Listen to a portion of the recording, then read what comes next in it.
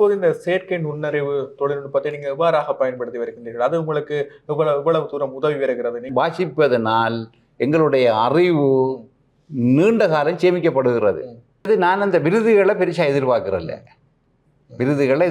விண்ணப்பிக்கிறதும் இல்லை. எனக்கு கிடைக்க வேண்டியது என்னண்டா, எனக்கு எந்த கொள்கை என்னன்னு சொன்னால், எனக்கு கிடைக்க வேண்டிய பேரும் போல எனக்கு கிடைச்சே ஆகும். பேராதனை பல்கலைக்கழகத்துக்கு நாங்கள் சென்ற காலப்பகுதி என்பது மிக சிக்கலான காலம். என்ன அண்டங்காக்காயும் ஊர்க்குருவி என்ற தலைப்பில் சமூகத்தில் நடக்கிற அந்த அடிப்படையாக நடக்கிற சின்ன சின்ன பிரச்சனைகளை சொல்லிக் கொண்டு வரோம்.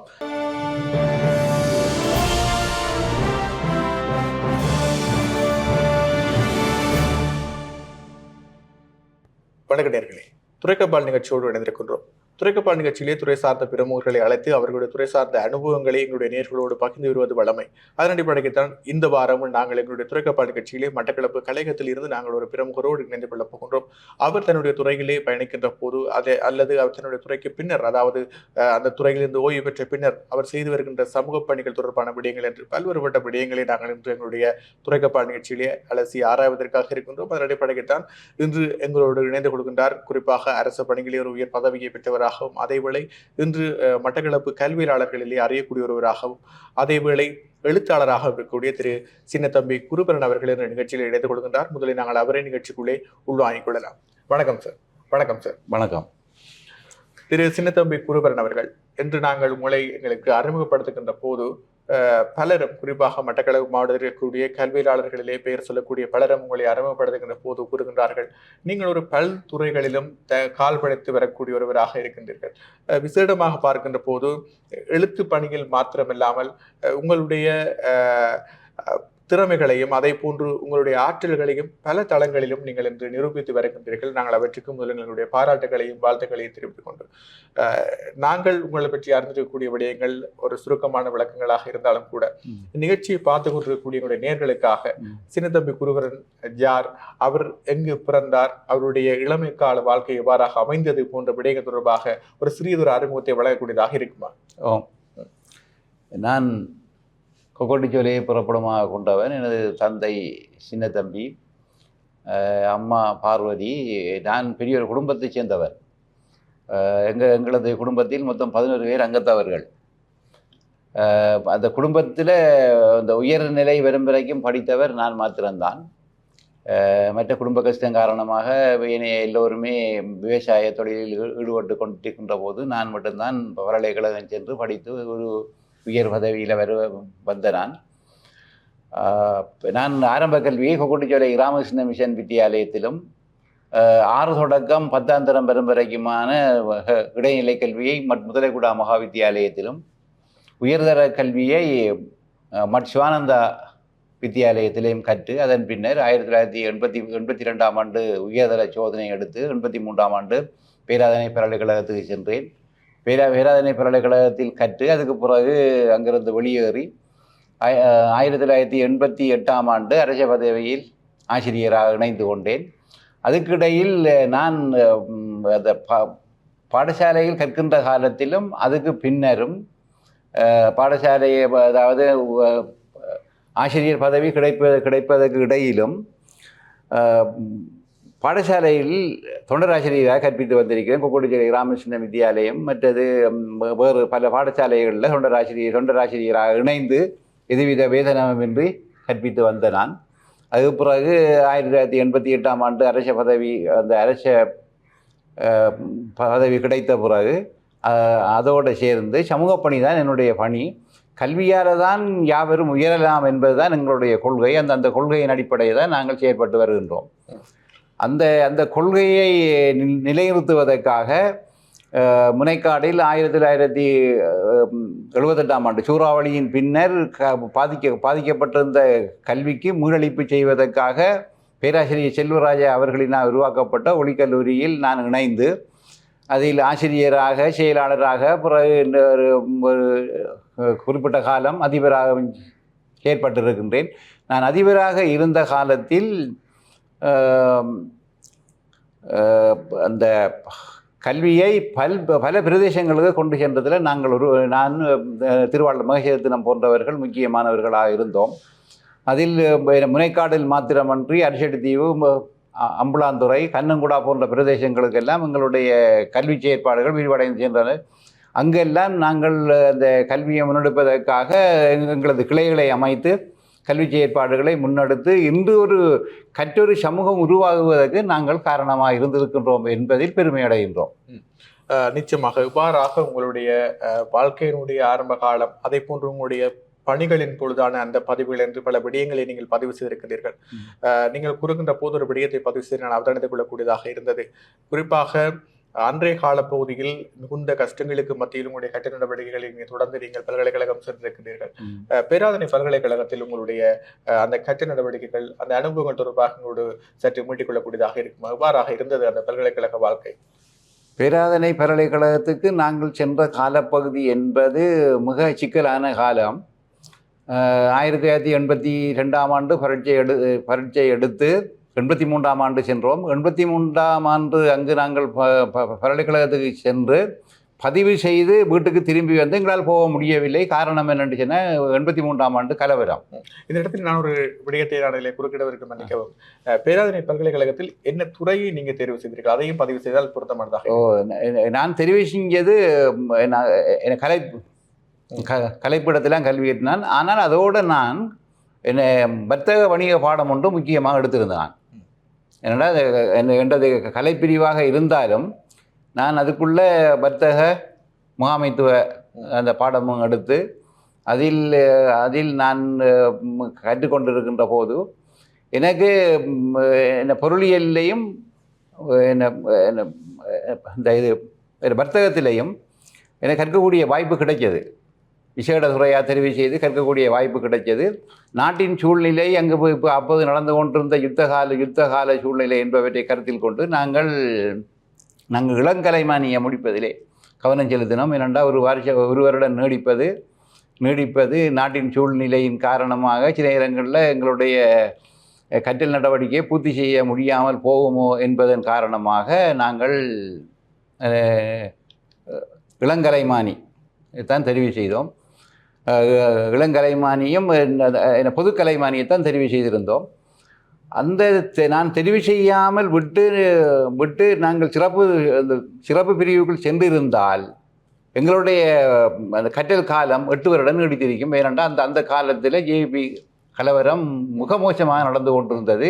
என்னுடன் பல்கலைக்கழகத்துக்கு சென்றவர்கள் 90ஆம் ஆண்டு தான் அங்கிருந்து வெளியேறினார்கள்.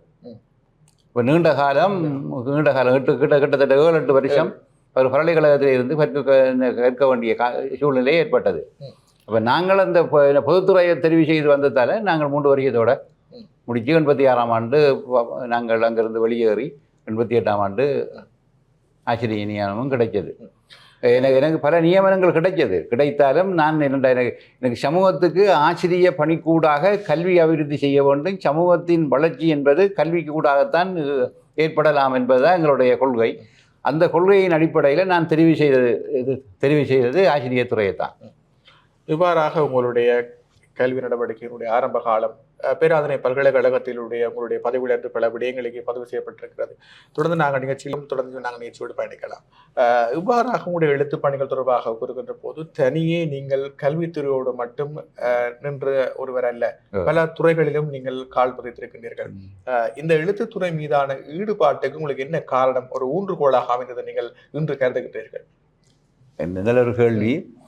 நான் படிக்கிற காலம் தொடக்கம் நான் நூல்களை நிறைய வாசிக்கிறேன். நான் முதலைக்குடா நூலகத்தில் பெரும்பாலான நூலகத்தை நான் நூல்களை வாசித்திருக்கிறேன். அதேபோல் முதலைக்குடா மாவத்தியாலயத்தில் கற்பிக்கின்ற காலத்தில் இருந்து எனக்கு தேவையான என்னுடைய துறையை மேலும் மேலும் அபிவிருத்தி செய்வதற்காக நிறைய நூல்கள் வாசித்திருக்கிறேன். இந்த குறிப்பிட்ட 2 வருட காலத்துக்குள்ளே இந்த வருடம் இந்த 2023ஆம் ஆண்டிலிருந்து 2025ஆம் ஆண்டு காலப்பகுதிக்குள்ளே கிட்டத்தட்ட ஒரு 500 மேலே வாசிச்சிருக்கிறேன். இந்த வாசிப்பும் என்னை வழிநடத்தியவர்களும் தான் நான் இந்த அளவுக்கு நான் உயர்வதற்கு காரணமாக இருந்தது. நான் என்னுடைய பயணம் நான் ஒரு துறைக்குள்ளே மட்டும் என்னுடைய பயணத்தை மட்டுப்படுத்தி நிற்கல. பல்துறை சார்ந்த வகையில் கல்வி, சுகாதாரம், அரசியல், போர்ச்சூழல், மற்றது சமூக அபிவிருத்தி, விஞ்ஞானம், தொழில்நுட்பம் இது சம்பந்தமான சகல துறைகளிலையும் நான் கட்டுரைகள் எழுதியிருக்கிறேன். சகல துறைகளிலையும் ஈடுபாடு கொண்டவனாகத்தான் நான் இருந்து வருகிறேன். அதற்காக நான் அந்த துறை சார்ந்த வகையில் எட்டுக்கும் மேற்பட்ட டிப்ளோமாக்கள் எடுத்திருக்கிறேன். நாங்கள் பார்க்கின்ற போது மட்டக்களப்பு மாவட்டத்தையே குறிப்பாக எடுத்துக்கொண்டால் இங்கே கலைகளுக்கு ஒரு வற்றாத ஒரு இடம் என்று சொல்லி நாங்கள் எடுத்துக்கொள்ளலாம். இவ்வாறான இருக்கக்கூடிய உங்களுக்கு வேறு கலைகள் குறிப்பாக இந்த இசை நாடகமாக இருக்கலாம், அதே போன்று கிராமிய கலைகளாக இருக்கலாம், இந்த கலைகள் மீதான ஈடுபாடுகள் இருந்திருக்கிறதா? அவை தொடர்பான விடயங்களையும் உங்களுடைய நூல்களில் பதிப்பித்திருக்கின்றீர்களா? எங்களோட அவை தொடர்பாக கூறக்கூடியதாக இருக்குமா? அது சம்பந்தமான நூல்கள் வெளியிடல, அதை எழுதியிருக்கிறேன். இப்போ கூத்து ஒரு மணிமாலன் சண்டை என்ற கூத்தொண்டை சிறியொரு கூத்தாக எழுதியிருக்கிறேன். அதே மாதிரி 2 நாடகங்கள் நடித்திருக்கிறேன். அடுத்து தாளலய சித்திரம் ஒன்று எழுதியிருக்கிறேன். அதெல்லாம் இந்த சுனாமியில் வீட்டை இருந்தது.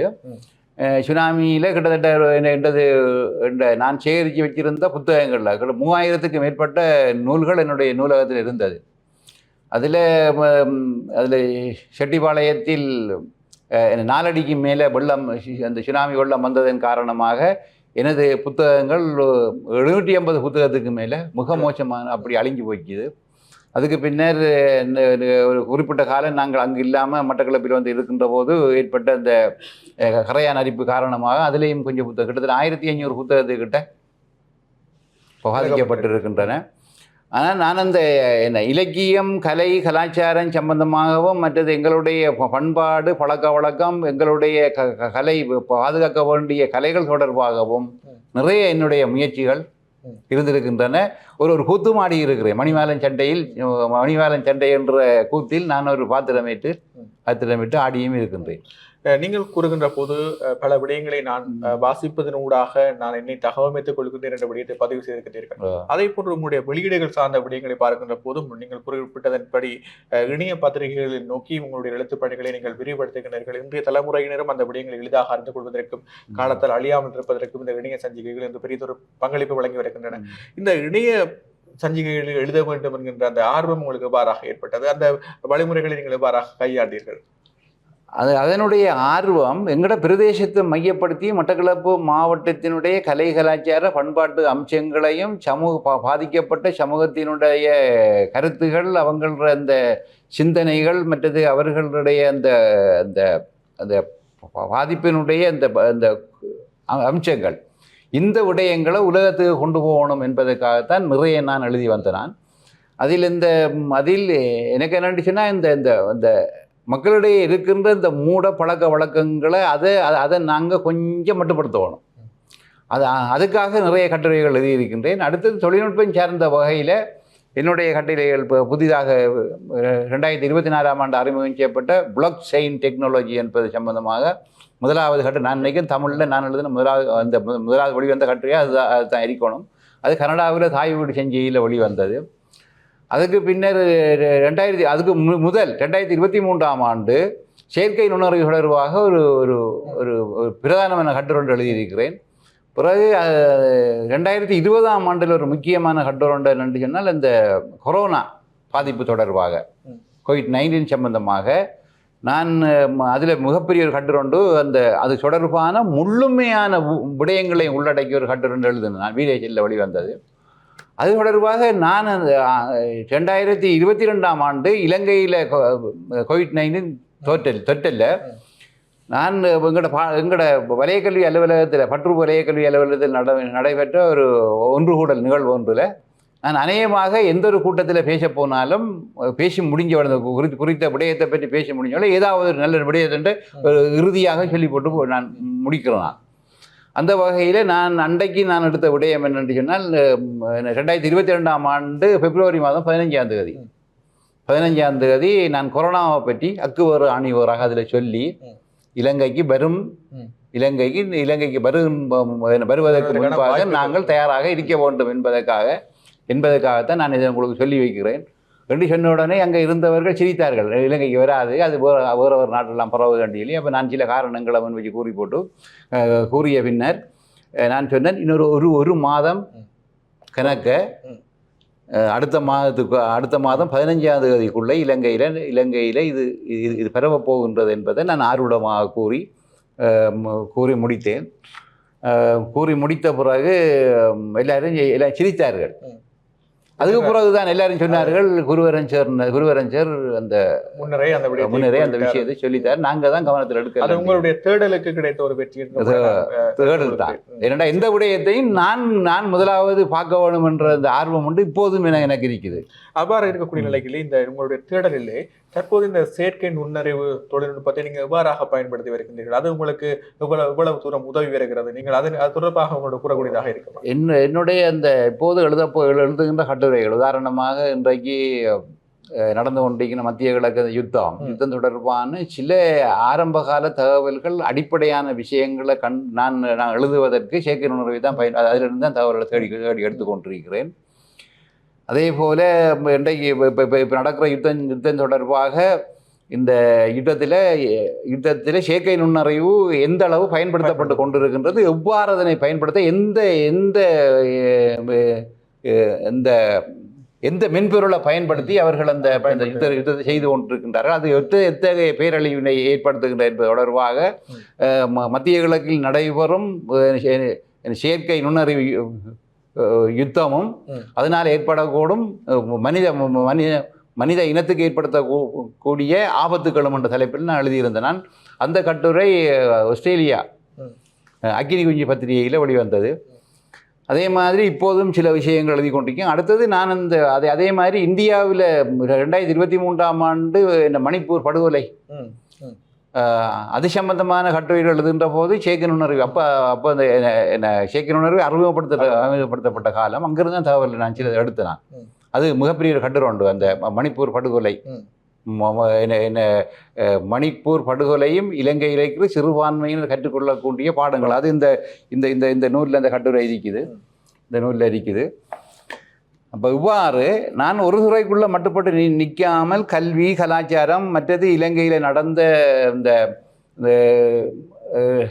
2022ஆம் ஆண்டில் ஏற்பட்ட அரசியல் பொருளாதார நெருக்கடி தொடர்பாக பல கட்டுரைகள் எழுதியிருக்கிறேன். அதில் நான் இந்த அரசியலுக்குள்ளே மட்டும் நிற்காமல் பொருளாதாரத்தில் இப்போது நான் எழுதி கொண்டிருக்கிற கட்டுரைகளும் பொருளாதாரத்தில் என்ன பாதிப்போ உலக ரீதியாக ஏற்படுத்த போகின்றது என்பது தொடர்பாக எழுதி கொண்டிருக்கின்றேன். அதுக்கு காரணமானவர்கள், மின்சார நெருக்கடிக்கு காரணமானவர்கள், அது எப்படி அந்த மின்சார நெருக்கடி ஏற்பட்டது என்பது தொடர்பாக எல்லாம் நிறைய கட்டுரைகள், பொருளாதார ரீதியான கட்டுரைகள், சமூக சீர்திருத்த கருத்துக்கள் எல்லாம் இந்த 40 கட்டுரைகளில் இந்த நூலில் வெளிவந்திருக்குது. ஆகவே இவ்வளவு தூரம் ஒரு நீண்ட எழுத்துப்பணி மேற்கொண்டு வருகின்றீர்கள். உங்களுடைய ஆரம்ப காலத்திலிருந்து எழுத்துப்பணியோடு பயணித்து வருகின்றீர்கள். நீங்கள் பெற்ற விருதுகள், உங்களுடைய எழுத்துக்களுக்காக நீங்கள் பெற்றுக்கொண்ட விருதுகள் தொடர்பாக இந்த இடத்திலே பதிவு செய்யக்கூடியதாக இருக்குமா? 2023ஆம் ஆண்டு தமிழ் நெட் அதிலிருந்து சிறந்த இலக்கியவியலாளருக்கான ஒரு விருதொன்று கிடைச்சது. பிறகு இன்னொன்று தமிழ் இணையதளத்துக்குள்ளார ஒரு விருதொன்று கிடைச்சது. மற்றது நான் அந்த விருதுகளை பெருசாக எதிர்பார்க்குறதில்ல, விண்ணப்பிக்கிறதும் இல்லை. எனக்கு கிடைக்க வேண்டியது என்னண்டா, எனக்கு எந்த கொள்கை என்னன்னு சொன்னால், எனக்கு கிடைக்க வேண்டிய பேரும் போல எனக்கு கிடைச்சே ஆகும். நான் தேடி போகிறல்ல, எனக்கு கிடைக்க வேண்டிய அந்த பேரும் போலும் கிடைச்சே ஆகும். இன்றைக்கு என்னுடைய எழுத்து உலக ரீதியாக வாசிக்கப்படுது. அந்த அளவுக்கு நான் இப்போ எழுத்து அந்த பட்டத்தை விரிவாக்கி இருக்கின்றேன். அது எனக்கு கிடைச்ச ஒரு பெருமை. அப்போ நான் அந்த சமூகத்துக்கு இன்றைய தேவைக்கு தேவையான கட்டுரைகள் தான் என்னுடைய கட்டுரைகளாக அமைந்திருக்கின்றன. அதில் அந்த கட்டுரைகளுக்குரிய அந்த தேவைகளை நான் எழுதுகின்ற போது அதுக்கு முன்னர் எப்படி இருந்தது, என்னுடைய வரலாற்று நோக்கம் எப்படி இருந்தது என்பதெல்லாம் நான் அதில் தேடிக்கொண்டு தான் நான் எழுதுகின்றேன். அப்போ ஒவ்வொரு கட்டுரைகளும் அந்த கற்கின்ற சமூகத்துக்கும் உதவ வேண்டும் என்பதற்காக, ஏஎல் படிக்கின்ற வியாதாரம் கற்கின்ற மாணவர்கள், பல்கலைக்கழகத்தில் கற்கின்ற மாணவர்களுக்கு உதவ வேண்டும் என்பதற்காகத்தான் பெரும்பாலான கட்டுரைகளை நான் வடிவமைக்க எழுதி கொண்டிருக்கிறேன். இதே போல் இலக்கியம் சார்ந்த கட்டுரைகள், இலக்கியம் சார்ந்த ஒரு நூல் வெளிவர இருக்கிறது. அதில் அந்த நவீன இலக்கியத்தின் அந்த கருத்தும் போக்கும் என்று சொல்லி அதில் ஒரு புத்தகம் ஒன்று வெளிவர இருக்கிறது. அடுத்தது இன்று பாடசாலை இலக்கணம் கற்பிப்பதில் நிறைய குறைபாடு காணப்படுது. அந்த இலக்கணம் கற்பிப்பதற்கு தேவையான அடிப்படை அறிவை ஆசிரியர்களுக்கு ஊட்டுவதற்காக நவீன மொழியியலையும் இலக்கணத்தையும் இணைத்து, தமிழ் இலக்கணத்தை எங்களுடைய நன்னூல் தொல்காப்பியம் இதையும் இணைத்து ஒரு நூல் ஒன்று எழுதியிருக்கிறேன். அதுவும் வெளிவர இருக்கிறது. அப்போ அந்த ஒவ்வொரு அந்த உச்சரிப்புகள் எவ்வாறு நாங்கள் உச்சரிக்க வேணும், அது எவ்வாறு எங்களோட நாக்கு எவ்வாறு அசைய வேணும், அந்த உச்சரிப்பில் என்ன லகர வேறுபாடுகள் எவ்வாறு வெளிவர வேணும், அதிலேயே நிறைய குறைபாடு இருக்குது. இந்த கற்பித்தல் என்ன பாடசாலையில் நடைபெறுகின்ற கற்றல் செயற்பாட்டிலையும் மற்றது பிள்ளைகளுக்கு அந்த அந்த லகர வேறுபாடு ரகர வேறுபாடு இனம் காண்பதில் நிறைய குறைபாடு இருக்கிறது. அப்போ அது சம்பந்தமான ஒரு தெளிவான விளக்கத்தை ஏற்படுத்துவது, அதுக்கும் ஒரு ஒரு ஒரு இலக்கண தொகுப்புண்டு நான் இப்போ எழுதி முடித்திருக்கிறேன், அதுவும் வெளிவர இருக்கிறது. அதை விட நாங்கள் ஒளிக்கருவியில் இருந்த காலத்தில் ஒளிக்கருவி ஒளி சஞ்சியை ஒன்று வெளியிட்டு நாங்கள் அதில் என்ன கூவான்கோழியும் கொட்டப்பாக்காங்குருவியும் என்று சொல்லி ஒரு ஒரு ஒரு சின்ன ஒரு சிறுகதை மாதிரி ஒன்று வரும். அதை சொல்லி சிச்சுவேஷனல் ஸ்டோரி என்று சொல்கிறது. அது காலத்துக்கு ஏற்ப அது இதுதான். அது என்னென்னா அது அந்த அந்த சீன அந்த அவங்களுடைய புரட்சி மற்ற ரஷ்ய புரட்சியில் சமூகத்துக்குள்ள ஒரு விடயத்தை கொண்டு போகிறதுக்கு பயன்படுத்தின உத்தி தான் அது சிச்சுவேஷனல் ஸ்டோரி. அந்த உத்தியை பயன்படுத்தி திருவாட வரதசீலன், முன்னாள் பிரதி கல்வி பணிப்பாளர் வரதசீலன் அவர் முனக்காட்டை சேர்ந்தவர், அவர் எழுதி வந்தார் கூவான்கோழியும் கொட்டப்பாக்கங்குருவியும் என்ற தலைப்பில் எழுதி வந்தவர். அதுக்கு பிறகு அவர் அங்கிருந்து வடக்கு கிழக்கு மாகாண கல்வி அமைச்சுக்குள்ள அவர் பணிப்பாளராக சென்ற பிறகு அந்த கட்டுரையை நான் தான் எழுதி வந்தேன். நான் எழுதி வந்து அதிலிருந்து இப்போ தொடர்ச்சியாக இப்போ என்னன்னு சொன்னால் என்ன அண்டங்காக்காயும் ஊர்க்குருவி என்ற தலைப்பில் சமூகத்தில் நடக்கிற அந்த அடிப்படையாக நடக்கிற சின்ன சின்ன பிரச்சனைகளை சொல்லி கொண்டு வரோம். நாங்கள் அந்த கூவான்கோழியும் கொட்டப்பாக்காங்குருவியிலேயும் கதைச்ச விடயங்கள் என்னென்று சொன்னால் மண்முனை துறையடியில் நடக்கிற அசம்பாவிதங்கள், அங்கு நடந்த கொலைகள், அங்கு நடந்த மக்கள் படுகிற துன்ப துயரங்களைத்தான் அதில் அந்த கூவான்கோழியும் கொட்டப்பாக்காங்குருவியும் கலந்துரையாடுற மாதிரி தான் அந்த இது இருந்தது. அதே மாதிரி தான் இந்த அண்டங்காக்காயும் ஊர்க்குருவியும் சமூகத்தில் நடக்கிற இப்போது நடைபெறுகின்ற என்ன இன்னல்கள், துன்பங்கள், துயர்களை கூறுற மாதிரி தான் அந்த தொகுப்பொண்டு நான் உருவாக்கி வச்சிருக்கிறேன். இவ்வளவு தூரம் நீங்க பல விடயங்களை பகிர்ந்து வருகிறீர்கள். இன்னும் பல விடயங்களை நாங்கள் பேசலாம். ஆனால் எங்கள் நிகழ்ச்சியினுடைய நேரம் கருதி நாங்கள் நிகழ்ச்சியினுடைய இறுதிப்பகுதியை நோக்கி நகர வேண்டிய அவசியம் இருக்கின்றது. நிகழ்ச்சியினுடைய இறுதியாக நீண்ட காலமாக இந்த கல்வி பாரம்பரியத்திலேயே இருந்து வருகின்ற ஒருவர், ஒவ்வொரு காலப்பகுதிகளிலும் தன்னை அதற்கேற்ற வகைகளை தகவமைத்து வருகின்ற ஒருவராக இருக்கின்றீர்கள். இன்று செயற்கை நுண்ணறிவு தொடர்பாக கூட நீங்கள் உங்களுடைய பரந்துபட்ட அந்த தேடலை விரிவுபடுத்தியிருப்பது மிகவும் பாராட்டுக்குரிய விடயமாக இருக்கிறது. இவ்வாறான நிலையிலே தற்போதைய தலைமுறையில் இருக்கக்கூடிய இளைஞர்களுக்கு குறிப்பாக எல்லோரும் கூறுகின்ற ஒரு விடயம், அவர்களிடம் வாசிப்பு தொடர்பான தேடல்கள் குறைந்து வருகிறது என்ற ஒரு விமர்சனத்தை முன்வைத்து வருகின்றார்கள். அவர்களிடம் இருக்கக்கூடிய எழுத்தாற்றல்கள் குறைந்து வருகிறது என்ற விமர்சனங்கள் முன்வைக்கப்படுகிறது. இந்த தலைமுறை இளைஞர்களுக்கு உங்களுடைய ஒரு ஆலோசனையாக எங்களுடைய நிகழ்ச்சியினூடாக நீங்கள் பதிவு செய்யக்கூடிய விடயம் எதுவாக இருக்கும்? அந்த விடயத்தை எங்களோட இந்த நிகழ்ச்சியை பதிவு செய்து கொள்ளக்கூடியதாக இருக்குமா நிகழ்ச்சியினுடைய இறுதி பகுதியாக? ஆம், அருமையான கேள்வி உண்டு. இன்றைக்கு தேவையான ஒரு முக்கியமான ஒரு கேள்வி அது. வாசிப்பதனால் மனிதன் முழுமையடைகிறான். வாசிப்பதனால் எங்களுக்குள்ளே இருக்கின்ற ஐம்புலன்களும் தொழிற்படுகின்றது. நான் ஒரு விடயத்தை வாசிக்கின்ற போது அந்த காட்சி என்றது மனதில் வந்து சேரும். அது அந்த கண்ணால் பார்த்து வாசிக்கக்குள்ள அது அதனுடைய ஒரு மன ஓட்டம் உண்டு. அந்த களமும் அந்த களத்தோடு நடைபெறுற சம்பவங்களும் எனது மனதுக்குள்ளே வந்து சேரக்குள்ள ஏனைய விடயங்களுக்கூடால நான் கேட்கிற விஷயங்களையும் விட இந்த வாசிப்பதனால இந்த ஐம்புலன்களும் ஒழுங்காக இயக்கப்பட்டு வருவதனால் வாசிப்பதனால் எங்களுடைய அறிவு நீண்ட காலம் சேமிக்கப்படுகிறது. எங்களோட மூளையில் போய் நீண்ட காலம் சேமிப்பதற்கு இந்த வாசிப்பு காரணமாக இருக்கிறது. இன்று அந்த வாசிப்பு குறைஞ்சி செல்வதற்கு காரணம் என்னென்னா, வாசிப்பு தொடர்பான பழக்க வழக்கம் தொடர்பாக இன்று கதைப்பவர்கள் குறைவு. வாசிப்பு தானங்களை உயர்ந்த நிலைக்கு இட்டு செல்லும் என்பதை நாங்கள் மறந்து கொண்டிருக்கின்றோம். ஏன்னா இன்றைக்கு பிள்ளைகள் சோதனை எழுதுவதற்கும் 5ஆம் தர பரீட்சையோ அல்லது காப்பதோ சாதாரண தர பரீட்சையோ உயர்தர பரீட்சையோ அல்லது போட்டி பரீட்சையோ எழுதுவதற்கு வாசிப்பு இல்லாமல் அந்த சொற்பதங்கள் சொற்களஞ்சியங்கள் எங்களுக்கு வந்து சேராது. வாசிப்பதன் ஊடாகத்தான் எங்களுடைய வாழ்க்கையையும் உயர்த்தி கொள்ளலாம், எங்களுடைய சமூகத்தையும் உயர்த்தி கொள்ளலாம். இந்த வாசிப்பு தான் தனிமனித அபிவிருத்தியை ஏற்படுத்தும். தனிமனித அபிவிருத்தி தான் சமூக அபிவிருத்தியை காரணமாக இருக்கும். சமூக அபிவிருத்தி ஒரு தாவன அபிவிருத்தியை காரணமாக இருக்கும். தாவன அபிவிருத்தி நாட்டின் அபிவிருத்தியை காரணமாக இருக்கும். அப்போ இந்த ஒவ்வொன்றும் இந்த வாசிப்பு பழக்கத்தை நாங்கள் இப்போது மறந்து கொண்டிருப்பதன் காரணமாக எங்களுடைய ஆரோக்கியமான தொடர்பாடல் இல்லை. நாங்கள் அந்த ஆரோக்கியமான தொடர்பாடல் இல்லாமல் காரணம் என்னன்றதுன்னா எங்கள் வாசிப்பினால் ஏற்படக்கூடிய அந்த மொழி அறிவு எங்களுடைய அந்த மொழி அறிவு களஞ்சியம் மிக குறைவாக எங்களிடம் இருக்கிறது. இன்று வளர்ந்து வருபவர்களிடம் ஒரு விடயத்தை கொடுத்து இது சம்பந்தமாக ஒரு கடிதம் எழுதி தர முடியாத நிலையெல்லாம் பெரும்பாலான நாட்கள் இருக்கின்றார்கள். அதே மாதிரி கட்டுரை எழுத முடியாது. காரணம் என்ன? வாசிப்பு பழக்கம் குறைந்து கொண்டு போகிறது. இன்று நாங்கள் கண்டதே காட்சி கொண்டதே கோலம் என்று இருப்பதையும் விட நாங்கள் எங்களுடைய அறிவை வளர்த்து கொள்வதற்கு நாங்கள் முயற்சி செய்ய வேண்டும். வாழ்க்கை என்பது என்னுடைய கையில் தான் இருக்குது. என்னுடைய வாழ்க்கையை இன்னொருவர் தீர்மானிக்கக்கூடாது. என்னுடைய வாழ்க்கையினுடைய உயர்வும் ஏற்றமும் இந்த நான் எடுக்கிற முயற்சியினூடாக தான் தங்கியிருக்கு. அதுக்கு இந்த வாசிப்பை எந்த அளவுக்கு நாங்கள் கூட்டிக் கொண்டு போகிறோமோ அந்த அளவு எங்களையும் உயர்த்தி கொள்ளலாம், எங்களை சார்ந்தவர்களையும் உயர்த்தி கொள்ளலாம், சமூகத்தையும் உயர்த்தி கொள்ளலாம்.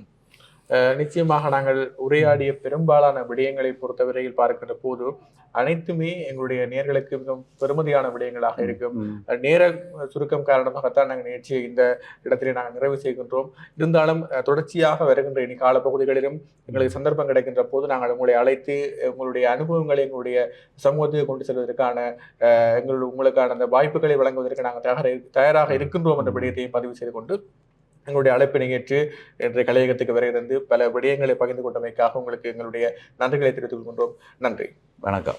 இன்றைய துறைக்கப்பாடு நிகழ்ச்சியிலே கலந்து கொண்டு பல்வேறுபட்ட தன்னுடைய வாழ்க்கை சார்ந்த அனுபவங்களையும் அதே போன்று சமூகத்துக்கு கொண்டு செல்லப்பட வேண்டிய பெருமதியான விடயங்களையும் பகிர்ந்து வந்த எங்களுடைய கல்வியலாளராக இன்று மட்டக்களப்பு மாவட்டத்திலே திகழ்ந்து வருகின்ற திரு சின்னதம்பி குருபரன் அவர்களுக்கு நன்றிகளை தெரிவித்துக் கொண்டு தொடர்ந்து மற்றும் ஒரு துறைக்கப்பாடு நிகழ்ச்சியில் உங்களுடைய இணைந்து கொள்ளலாம். அதுவரை உங்களிடமிருந்து விடுவதற்கு நான் கீர்த்தனன்.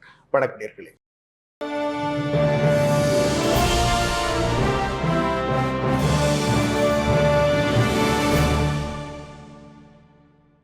Thank you.